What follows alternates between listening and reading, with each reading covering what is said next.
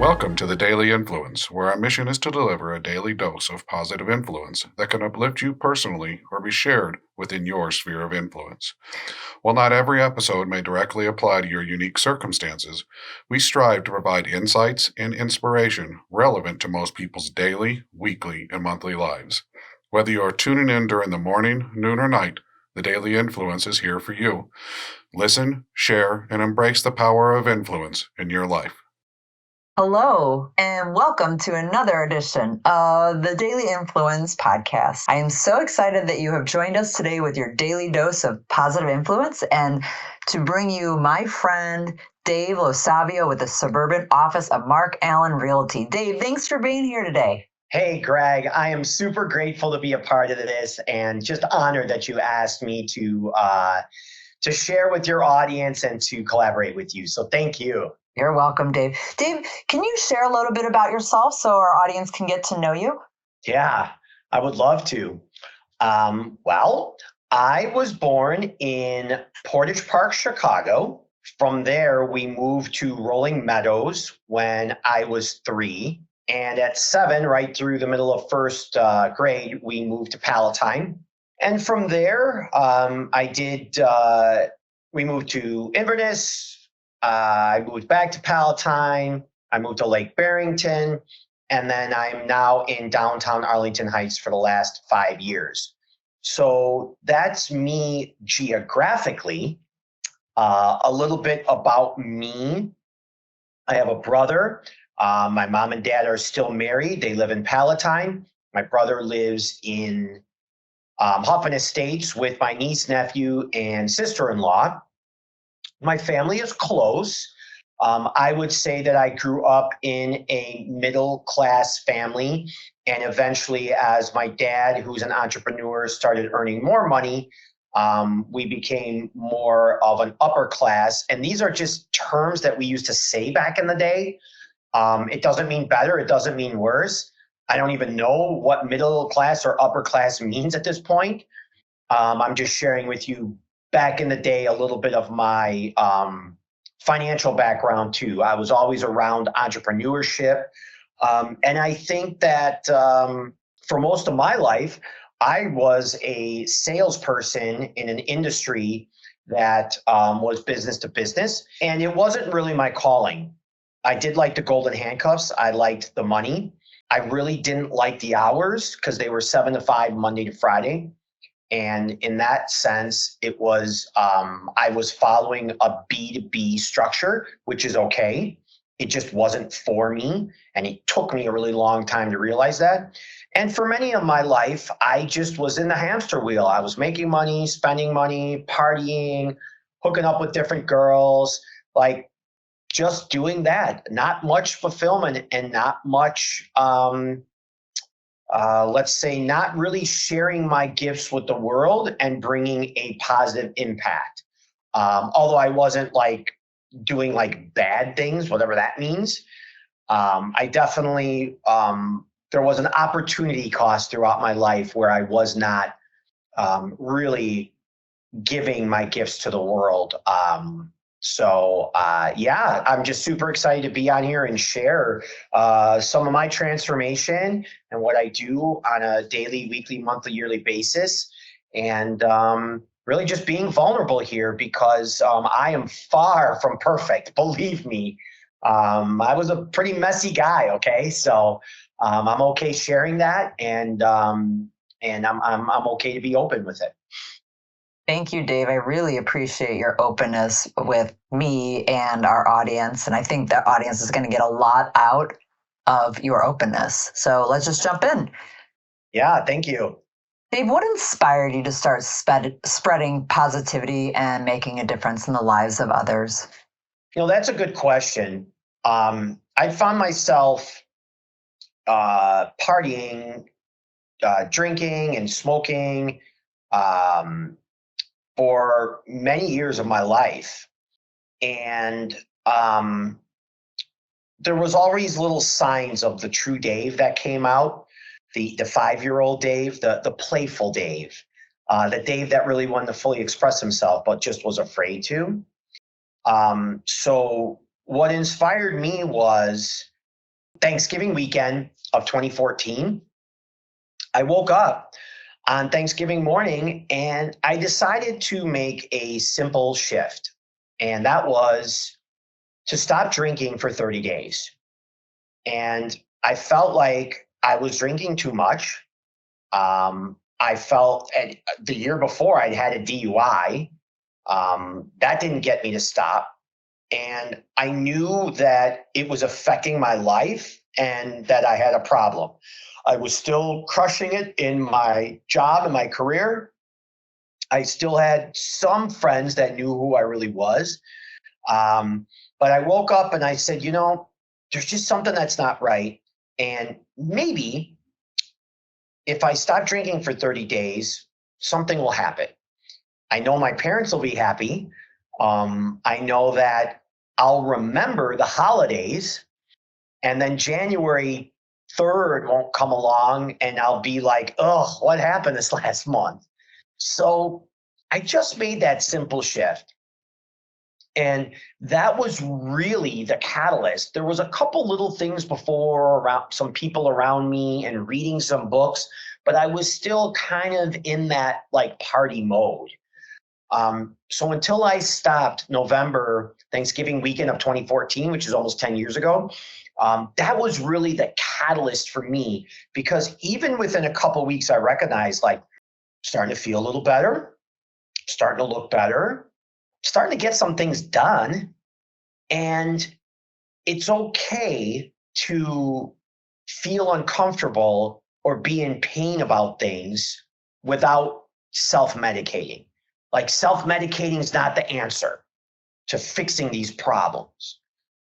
So that's was really like the inspiration. I like to say it was something divine that came in, because I didn't really feel like I was rock bottom at that time. I was doing things with one girl the night before. I met a girl that morning who I ended up dating for a while, actually, the morning that I stopped drinking. I ended up dating her for a while. It was a great relationship. It's just kind of funny how it just sort of happened. But I really attribute that to partially divine intervention. Partially, I just got sick and tired of it. And there was something within me, possibly with my upbringing and my parents' unconditional love for me. And it just came out and I just decided to try something. So that's really was the catalyst in what I call this 10-year self-improvement movement on this path. Wow, thank you so much for sharing that with us, Dave. And congratulations, almost 10 years of being sober. That is an awesome accomplishment. I'm so proud of you. And to do it when we're going into like the most challenging time where you're around holiday parties and there's a lot of drinking between Thanksgiving and the end of the year, and you just make that decision to be done. So that takes a lot, and congratulations. Thank you. And it was interesting because I was still hanging out at bars, because that's what I was doing anyway, a few nights a week. It really wasn't that hard. And that's what's funny about it. Like and my story is not like other people's stories. I have no issue with any way that you want to make a shift in your life. My way wasn't the AA route. Maybe I lived like a dry drunk for a little while because I was still doing those things, but there was just something within me that I had that just started coming out more and more. So even to be around people that drink, I don't question them drinking or, oh, I feel like having a drink, because far from that. It's like it doesn't even really cross my mind. It's more that I question myself. Why am I around this situation? And I feel like I'm wasting my time at a certain point, and that's not throwing a stone at anybody and what they're doing. It's just my jam. So I'll still meet people at bars, love parties. I mean, I go to electronic dance music festivals and concerts all the time. I'm probably like the oldest, soberest dude at these DJ shows that I go to. Sometimes they don't start till 2 a.m. But it's my path, and I'm okay with other people doing what they want to do. And I like to say that we're all doing the best we can with what we have at this time and always. So I don't ever judge others in what they're doing. So yeah, it just was a very interesting path for me in, and then once I stopped drinking, I just decided like, oh, I may as well stop smoking pot, and oh, may as well stop smoking cigarettes. I mean, it just kind of like fell into place. Like another 3-4 months later, I was like, may as well just quit these things because they're not really serving me anymore. So did you have any tools that you used? Like, did you have cravings and then you needed something to like help with the craving or for the, Not any really. of it? No, not really. Wow. I mean, I remember like listening to some tapes when I stopped smoking, and that helped. Tapes, MP3, like Yeah. yeah, like things on my phone, right? Podcast. I call them tapes because they looked like that on the picture, like old Tony Robbins tapes. But no, it just, I think because I kept reading, and because again, I was just letting more of me out, and not running away from any pain, shame, disappointment that I had within myself. I was just sitting in it. It allowed me to dig deep and not like cover up anything that was hidden. So I think that was a lot of the strength that I got. And then who I surrounded myself with, because that's a massive, whoever you surround yourself with is so important, right? Like it's better for me just to stay home alone for a week if I'm not being around the right people that are encouraging me to be better, people that aren't saying, oh, that's okay, Dave. At times I need that, but mostly it's challenging me to be better, and people that want me to win, especially people that are farther down the path in areas that I want to grow. When they want me to win, like those are the people that I want to be around. So, yeah, cravings and that, they just kind of went away. You were just ready to be done. And because you were ready to be done, you held yourself accountable. Yeah. That's great. Yeah. I was ready. I think not only mentally, but I think physically and spiritually, my body was just like, we don't want to do this anymore. And I think you hit it on the head. I think that's the reason why. That's the reason why maybe it kept going and I've lasted so long, and it was easier. Not that it was easy, but that it was easier, that it just like I was just aligned with it. So yeah, thanks for bringing that out. Oh, thank you. Because there are so many people out there that battle with addictions that it's very challenging for them. So I'm glad to hear that you were able to do that for yourself. Thank you for sharing. Dave, how do you believe acts of kindness, mentorship, or leadership can contribute to creating a more positive and supportive community or workplace environment? You know, Gary Vee talks a lot about being kind. I'm a big fan of his. And I always felt that I was a kind person as a kid. Although I was always very playful, which if you know me now, I still am. I like to poke. I like to have fun. And it comes from a place of love. And I love when people put me in my place and just boom. And I'm like, ooh, that was a good one. But I think that I believe that that random acts of kindness and positivity and leadership, I believe that it snowballs and it gets bigger and bigger, and it's a fuel and it's an encourager. I mean, something as simple as holding the door open for somebody, something as simple as you're at a four-way stop and just smiling and waving your hand, letting them go. It took my morning half-hour walk today, and even people across the street would wave and say good morning across the street on the other sidewalk, right? I like to say, and I say it with a tear in my eye, I like to say it's very Arlington Heightsy, because I live in downtown Arlington and the community's just been so good to me. You know, here I am after doing my Wim Hof breathing exercises and after doing my meditation on the East Terrace by the sun. I'm walking around, right? I've got my basketball shorts on. I got no shirt on. My belly's kind of hanging out, okay, because I got a little belly. But I'm getting that morning sun, right? And I'm listening to Ed Milet Mm.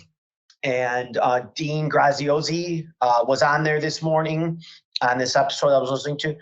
And I was probably just energized or just putting out a field of energy that was positive. So people that were walking by, they were smiling and saying hi before I did. Like I said, even two different people across the street. And I think it spreads. I believe you don't know what anybody's going through in their head. We just don't have any idea what anyone's gone through, what anyone's thinking. And to set an example and to just even, hey, how's your morning? Hey, that's a cool belt. That's a cool hat, right? With women, I love to compliment something that I see that they put time into. And it's very easy for me to do because I'm not forcing it. I'm aligned with it. Hey, your eyebrows look great. Do you do them yourself? Or I love that bow in your hair. And I'm saying it because I really do like it. I notice these things. That's a great belt, right? Cool kicks. Like, it's so easy just to say a little compliment to somebody beyond default, the weather or something else, right? It's like all we're talking about is the weather out here. We can go a little farther than that. And I feel like you can really make a difference in some person's day, sharing something that's just so small. I really think it has a ripple effect. And think about how they're going to act to their friends, their family, their kids, their coworkers that might need something because you just said something to them. Wow, I love all that. Yeah. The random acts of kindness. I know, and I firmly believe in that, is when you have that positive energy radiating off of you, that's contagious. And other people will feel that. I know I feel it when I'm around you and, you have that energy. And I can see that. It's going all the way across the street for other people to feel it. So what a way to spread that positive influence, Dave. That's awesome. Thank you. Thank you. And it takes effort, right? Like waking up in the morning. I mean, I was up at 4:30 today, and I just say to myself, what do I get to do today? And even if I decide, which is very rare, but it's something I did this morning, actually, like I had a tough time getting out of bed, but I said, you know what? I'm going to lay down and go back to sleep. And that's not like me. And then I didn't get back up till, I don't know what it was, 5:30 or 6. It was sleeping in for me, right? Or maybe 6:30. Like, I don't even remember at this point because I knew, I'm like, you know what? I'm still going to do my morning practice. I'm still going to take my walk. I'm still going to go get my coffee. But what I'm going to do is I'm going to make all those important phone calls in the morning. I'm going to send out those important texts. I know people took the weekend off. I didn't, but I'm going to make sure that I'm there for my clients, there for my coworkers, there for the people I love. I hit you up this morning, right? And said, hey, we're still on, right? Good. Thank you. And I gave myself grace and love for not getting out of bed at 4:30, even though that's when I woke up. I didn't beat myself down from it. And that's a big thing I want to share with people, right? You know that. It's like we beat ourselves up all the time for the list of things. And I didn't want to do that this morning. And I knew I worked all weekend. I'm like, it's okay if I fall back asleep for an hour or two. It's not going to ruin the day. Nobody's going to get hurt by it. So it allowed me to spread, share, and really bring the focus, energy, and love to everybody in my life, whether it was a neighbor, whether it was Maddie in the coffee shop who's going to University of Miami in the fall. She's a creative writer, or me, or she's an architect, studying to be an architect, or maybe, or to your audience today, right? I'm there and I'm fully present. So I think it has a ripple effect. Definitely. And I'm glad you listened to your body. It's probably what your body needed, that extra hour or two of sleep. And that's really important, is that you gave yourself some grace and you were not hard on yourself for that. Sometimes we just need to listen to our bodies and do that, what it's telling us that we need. So, Yeah. And I want to say something too, and this is really important. I have unconditional love for myself. And I don't say but, I say and there are parts of myself that I don't like. And I'm okay with that. And I'm working on those parts. I'm working on those things. There were times that I didn't love myself though. And when you don't love yourself, it's like asking you, like, what do you love about what do you like about Jenny, your kid, whatever someone's kid's name is. And they say, well, what do you mean? What do I love about them? I love them because they're my kid. Right. And it's the same thing with yourself. It's like, you hear that term, we have one job. Yeah, we have one job. And that's to take care of this right here. That's for your listeners to take care of who they are. That's the only job that we have. And to give yourself the unconditional love, like you give a child or you give somebody else, to give yourself that unconditional love while at the same time understanding and being okay with, there's just some things I don't like about myself, and I'm going to work on those. That's grace to me. That's kindness to yourself. And that's where that kindness is going to spread to others, I think, in my opinion. I think that's beautiful, and I would agree with you, Dave. Yeah. Absolutely. Yeah. Thanks for opening up the space to really get me to go deep. You know what? Thank you for going deep with us. I think our listeners will get a lot out of this. Dave, I wanted to ask you, how do you maintain your own sense of positivity and motivation, especially during challenging times or when you're faced with negativity? Well, we could choose what to focus on. I got rid of the TVs in my home about 7 years ago, 6 years ago, 7 years ago. I really don't have any news feeds. I'm pretty limited on social media, even though people say I have this big social media presence. I still am pretty limited on there. And I'm very aware, and I vet what I allow into my eyes, my ears, and my mouth. So first of all, I limit the negativity in my life. I actively, because I focus on what I can control. I can't control that there was a car accident with 3 people that got killed on the Dan Ryan. I can't control that. That doesn't mean that I don't care about humanity. Am I really doing good by focusing on that?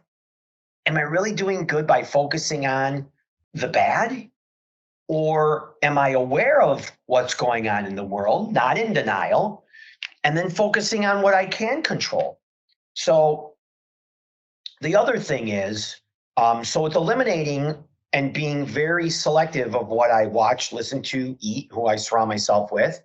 So now I don't have as much of a negativity bias. I also understand that there are things that are going to come up in my life, in everybody's life. And again, most of it we can't control. So it's not what happened, it's how we respond to what happened. Now, I don't react to what happens. I respond because of the daily habits that I do ground me. So when something comes up, not if, but when it does, all the time, every day, I'm going to respond to it. And I'm going to be responsible with it. Able to respond, responsible. That's what that word means. I'm able to respond. So, and when you think about it, it's like, well, it's raining out. Oh, that sucks. Well, okay. Well, what about the farmer and the food that you're eating? And what about the trees and the grass and the water tables? There are some areas that don't have a lot of water. So I like to look at it as, it's not bad. It's not good. It just is. It just is.